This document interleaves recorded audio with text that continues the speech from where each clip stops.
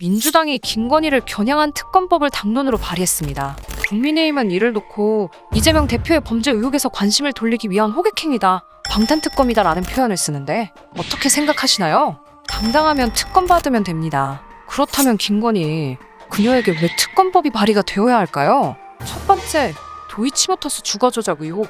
권오수 전 도이치모터스 회장 등이 주가조작 세력과 공모하여 3년 동안 회사 주가를 인위적으로 끌어올린 혐의로 주가조작 관련자 5명이 구속되어 검찰 수사 중인 사건입니다. 김건희도 주식과 자금을 댔다는 의혹을 받고 있지만 이렇다 할 결과는 내지 않고 있는 것 같습니다. 김건희는 주가조작 선수에게 계좌를 빌려주고 주식을 사들이는데 이 과정에서 계좌 위탁 관리만 맡겼을 뿐 김건희의 허락 없이 임의로 주식 거래를 했다라고 윤석열이 주장했었는데, 최근 녹취록에서 김건희에게 최종 확인 받는 사실도 확인되었고 윤석열의 거짓말도 들통났었죠.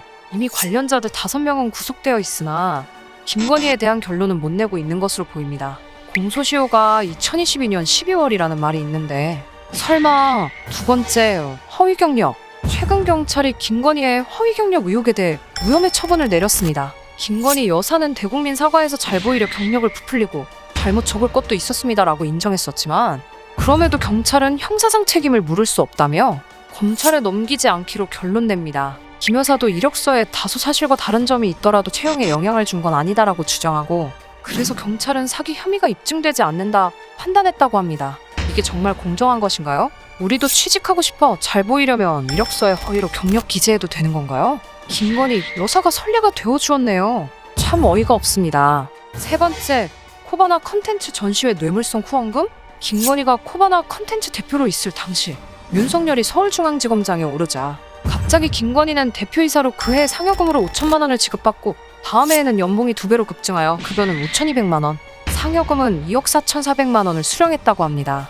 이를 보고 윤석열을 의식한 기업들의 뇌물성 후원에 대한 배당이 아니냐라는 의혹이 제기되었었는데요. 김건희는 부정청탁금지법상 금품 수수가 금지되는 공직자의 배우자였다는 점에서 후원금 전달과 상여금 사이에 부정한 의도가 없었는지 사실관계를 확인해야 합니다. 김건희의 그 말이 생각나네요. 권력 잡으면 알아서 긴다. 네 번째, 지인 동반 해외 순방. 윤석열 대통령 나토 순방 때 대통령 전용기를 함께 타고 해외 순방에 민간인이 동행되었다는 의혹이 제기되었었는데요.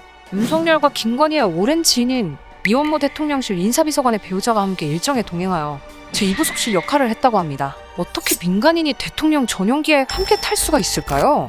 이게 가능한 일인가요? 5번째, 대통령 관저 공사 수주 특혜 의혹. 김건희의 코바나 컨텐츠 후원업체인 기업이 12억 2,400만 원짜리 한남동 관저 리모델링 공사를 수의계약으로 수주하여 김건희 특혜가 아니냐는 의혹이 제기되었습니다. 나라장터에 한남동 관저 리모델링 공사 공고가 올라온 뒤 이 업체가 낙찰받을 때까지 걸린 시간은 불과 2시간 49분. 이 업체는 김건희가 운영했던 코바나 컨텐츠가 주최한 전시회장의 인테리어 공사를 담당했고 김건희가 기획한 전시회 후원업체로 이름을 올리기도 했었습니다. 또 대통령 취임식에 초청된 것으로 확인되었는데요. 정말 무슨 동네 잔치도 아니고 지인들을 왜 이렇게 끌어들이나요?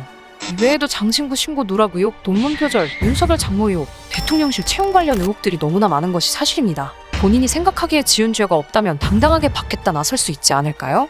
하루빨리 이 난장판인 관계들을 깔끔하게 정리하고 해소하여 민생에 제발 신경 써주었으면 좋겠네요.